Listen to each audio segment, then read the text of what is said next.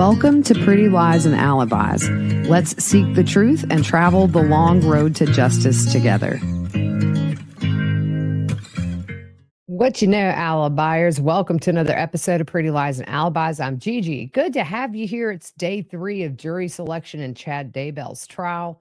Yesterday, 4 people moved forward. Remember, that magic number is 50. We are up to 20. I think we may have the 50 by the end of the week. Then we'll get into that really detailed questioning and get that jury seated. So hopefully openings will be next week. Before we get started, if you're watching on YouTube, you know the drill. Don't forget to hit subscribe if you haven't already. Like the video, share it with your friends, and you can ring my bell if you want notifications of when I post new content. Just click on that little bell icon. And yesterday I enabled YouTube memberships. I'm working on some custom emojis. We're going to have a little message board where we all communicate, and I'm working on some other little perks. So join. It's $4.99 a month. It's a good way to support the podcast, and we can have a little fun doing it. Music fact of the day. It Must Have Been Love by Roxette. That song was in Pretty Woman, and it was originally meant to be a Christmas song. The line, "It's a hard winter's day," originally was, "It's a hard Christmas day." Love that song. Where we left off yesterday, we were talking about how Lori left for 72 days and couldn't be found, didn't see her son, nothing. I think she was trying to avoid being served those divorce papers, because if they were getting divorced, guess who wouldn't get that $1 million life insurance policy Charles had? Lori. Also, we know that Lori had sent that email to Chad under that Karen Walker account asking him to come to Houston to talk, but really, they just wanted to meet up and do what people who are having an affair do. Sorry, y'all. I'm using the same graphics. It's been crazy busy, and I don't have time to switch them out. Not only was Lori sending emails pretending like there was an event in Texas he needed to attend, she was also sending him links of her singing on an app called Smule. Those are still out there. And get this, y'all. Alex Cox also singing on that, singing some Billy Joel, and Tylee. Tylee actually had a Smule account. I'll try to find those and link those in a future episode. But ultimately, Chad made that trip to Arizona. Lori sent a follow-up email on April 30th, thanking him for coming. Zulema testified at Lori's trial about the blessing that Chad gave her. He told her she was a very spiritual person, she was a special being, and she was going to do great things in the future, and that he was grateful to know her. He told Zulema she had been Lori's daughter in another life, and in that life, Zulema was killed at a young age, around 14. He told her that she had been sexually assaulted in that life. She was dismembered by the light and killed. May 2nd, Zulema tells Lori she's a feeling that something may happen to one of her family members. Lori tells Zulema to call her. The next day, May 3rd, Zulema tells Chad in a text message that somebody in Lori's family is going to die. Lori told Zulema that the demon in Charles was very powerful, and the reason Charles moved to Texas is because they had doctors there that helped with these kind of possessions and would help them to stay alive longer and keep going. On May 5th, 2019, investigators found Lori took a screenshot of malachite rings.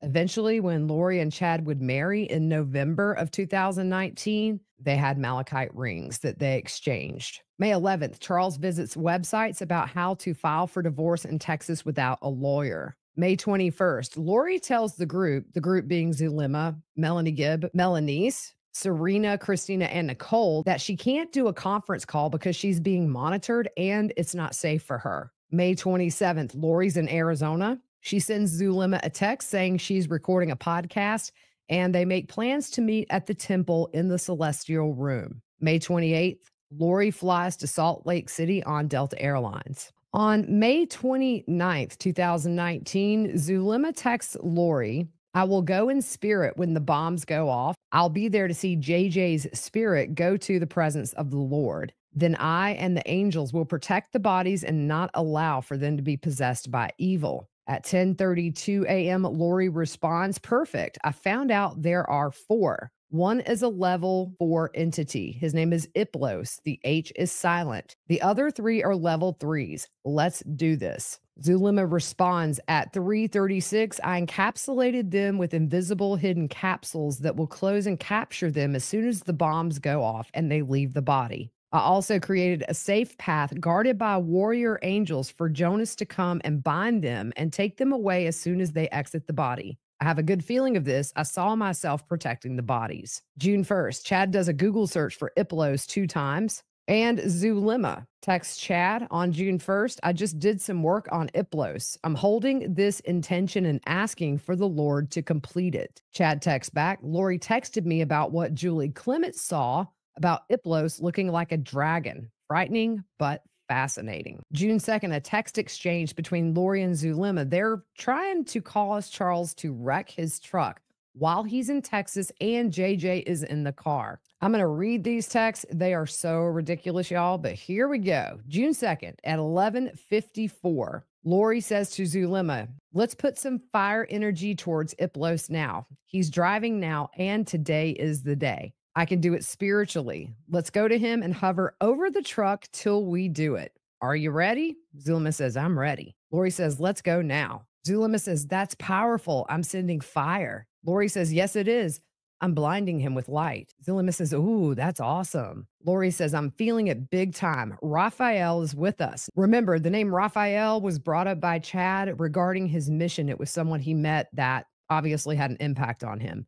Zulema says, I feel him. And then Lori says, did he leave? Zulema says, I can't see him. I felt like I was chasing him because I saw me running after someone. Lori says, get him. Zulema says, oh, I'm chasing. Lori says, you are amazing, lady. I love you.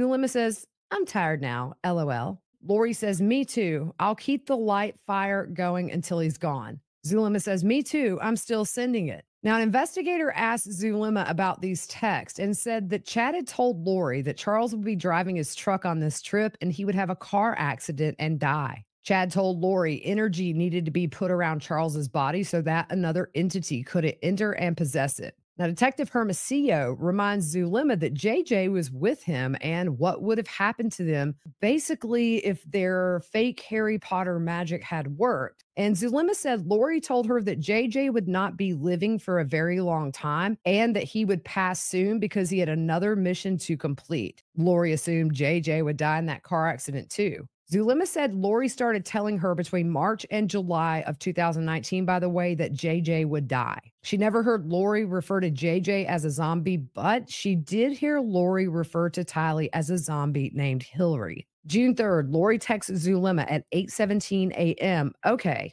I listened last night, prayed over it, and surrendered. Flying home today to give in to the literal demon. He is still fine as of this morning. I love you for being so diligent and wise. The same day, Lori moves back to Houston with Charles. Now, Zulema later testified that the reason Lori moved back to Texas was to get Charles's finances in order.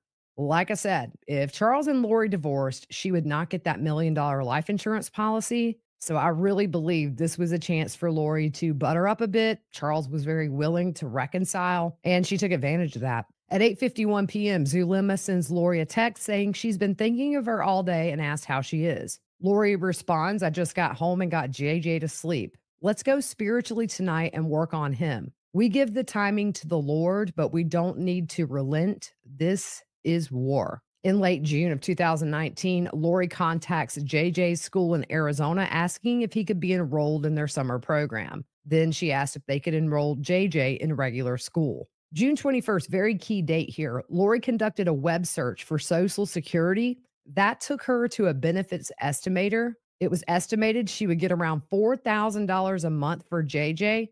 And then she confirmed this amount to Chad in July. JJ would get benefits should Charles pass away. And that's what this search was for. June 22nd, Lori does a podcast with Melanie Gibb and Jason Mao, that Time to Warrior Up podcast. The title was What Most Women Want. That same day, Alex and Zulema start texting. Now, eventually, they would get married along with Melanie's and somebody new that we'll get into later. On June 24th, Lori moves into the home where Charles would be murdered just weeks later. June 26th, Charles texts Lori's brother Adam asking if he could talk, and they have a telephone conversation. The next day, on June 27th, Charles sends Adam a link that talked about translated beings and traveling to other dimensions and says this is what Lori has been talking about nonstop. Other texts indicated that Charles believed Lori had ruined Melanie's and Brandon's marriage. He said that Lori needed to be stopped before she ruined other marriages. The same day, Zulema sends Lori a text asking if there's any way Iplos could be changed to light.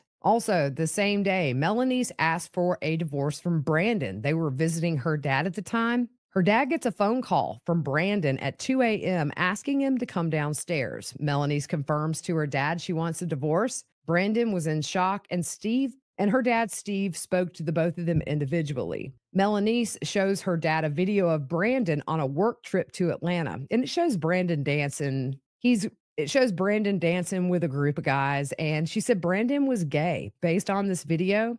Also, she had a vision in the temple of a meter that went from 0 to G, with G being gay. She saw the meter go all the way to G, and that's how she knew. Y'all, this is the dumbest thing I've ever heard of. When her dad questioned the validity of this information, she said, "I've got my revelation, you get your own." Brandon went on later to explain that he was the designated driver for the party on the video. It was work related, and he said he's not gay. June 28th, Lori drafts an email to Chad pretending to be Charles, asking for him to come to Arizona. So let's read through this letter. "Hello, Chad. I hope you're doing well. This is Charles Vallow from Arizona. We really enjoyed having you stay with us back in November when you came to the Preparing a People conference. I appreciated you taking time to talk to me about the book I've been working on. Well, more than 6 months later, I still haven't made much progress on it, but I feel an urgency to get it done. As the managing partner of RITE Planning Group,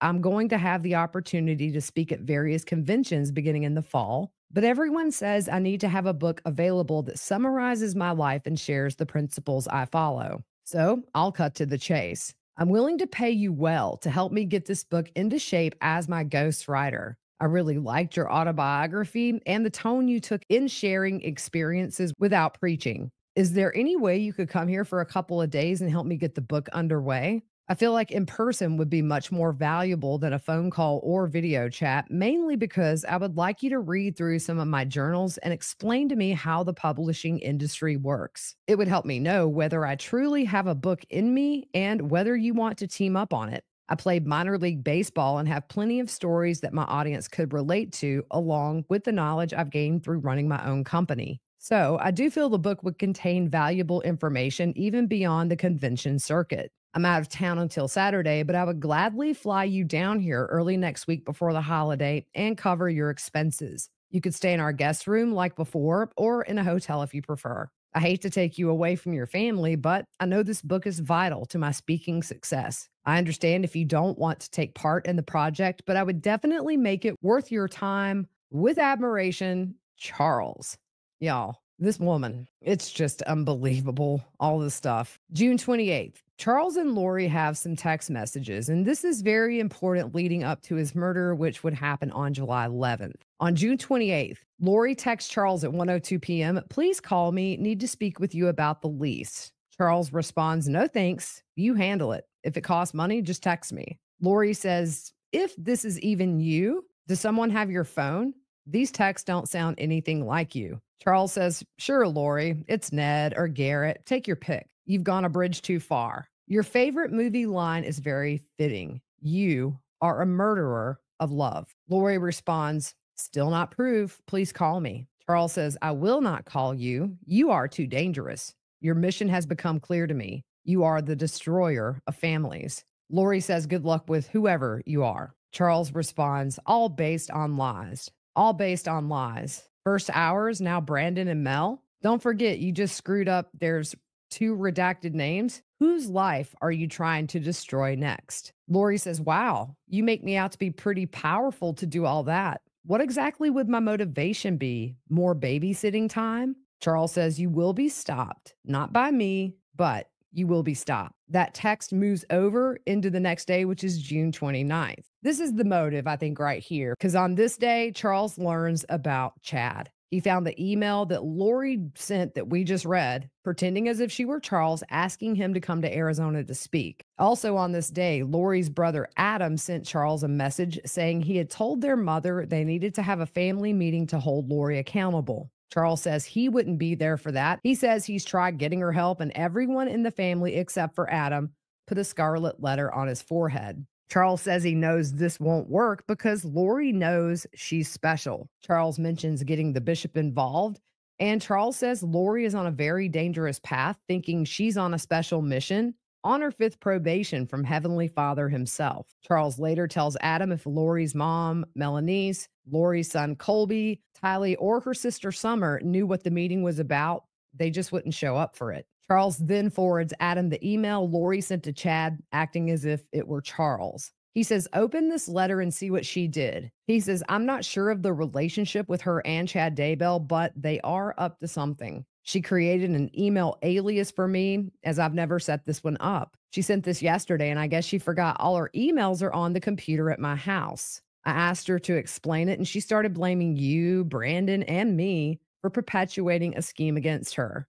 Just more of her paranoia. She won't explain it. I'm going to send it to Chad Daybell's wife. Her name is Tammy, and I found her email address on their website. I've got her cell phone number too. It sounds very suspicious to me. What do you think? Whenever she gets caught doing this kind of stuff, she starts blaming everybody else, mostly me, you, and Brandon. Brandon and I are victims of her craziness. I wish you luck trying to help her. I was the only one brave enough to try to get her help in January, and look what happened to me. The whole family put a scarlet letter on me. Now, maybe they can see what they're up against. June 29th, Charles and Lori text. Charles says, why would you send a letter with my name on it to your Chad? He is not staying at my house. I'll be there to make damn sure he doesn't. You have literally lost your mind. You will be stopped. I'll pick up JJ on Tuesday after school, and I'll bring him back Friday. And why are you creating an email address under my name? You're unbelievable. Is he with whom you're having an affair? He did not stay with us in Arizona in November. Who are you lying to now? Trying to destroy another family? You're evil, period. I might take JJ back to Houston unless you have a great explanation for all this. I will not let him be a party to your apostasy. Just so you know, I have Tammy's email address. I'll send a copy of my email you sent to Tammy, and Tammy will know what you're up to, so you better explain. Then he says, I now have Tammy Daybell's cell number. I'll text her a copy of the letter and an explanation of what you're up to. You have until noon your time to explain, or I'm sending via text and email to her. At least I know where all the cash went. You're unbelievable. How are you or anyone you know going to, quote, I'm willing to pay you to help me get this book in shape as my ghostwriter? Or I might just go up to Idaho like you did in March and visit Tammy at her school. I'm sure she'd love to know the whole story of what you and her husband have been up to. Librarians aren't usually that busy. You need to explain why you're writing emails in my name. This is 6:55 a.m., so he was texting her very early. He says, I'm sure you're up by now.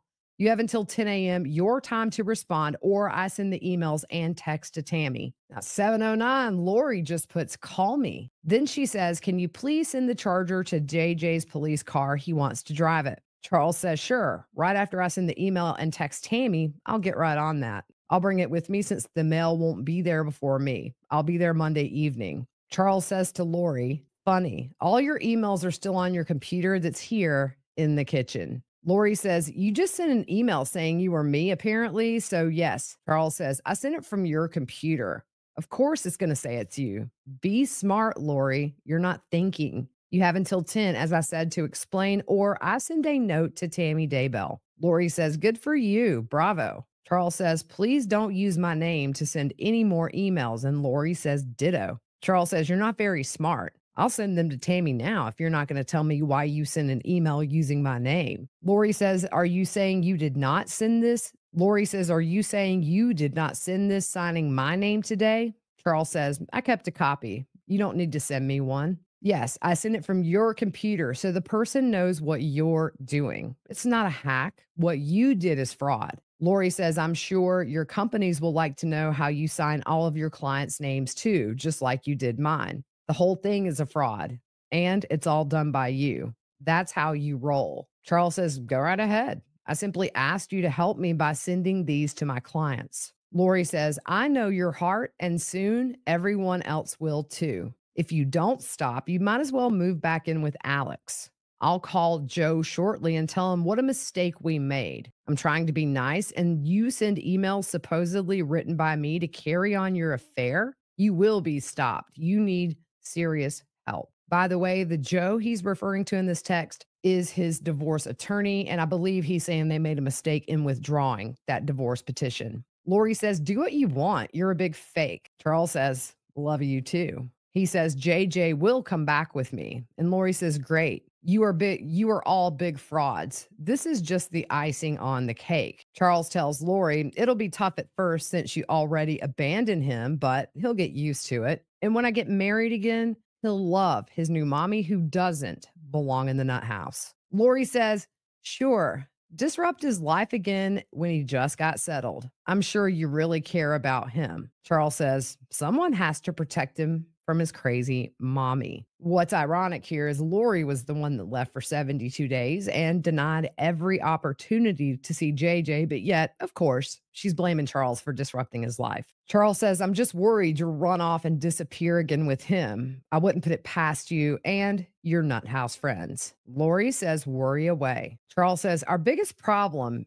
in the past has been making rushed decisions. I told you I wouldn't use the fact that I'm paying for your living in Arizona over your head. I will not do that because it's best for JJ. Stay where you are and everything will remain as is. I'm not going to change passwords or cancel any credit cards as long as you're responsible. There is no money for Colby and Tylee. They need to pay their own way. And if either can afford it, the cars will go. Colby owes you $1,250 and Tylee owes you $250. That's part of your monthly $4,000 spending money. Please don't charge anything more on the credit cards without letting me know first, and I'll do the same. I'm very upset with you for destroying Brandon and Mel's life along with those adorable kids.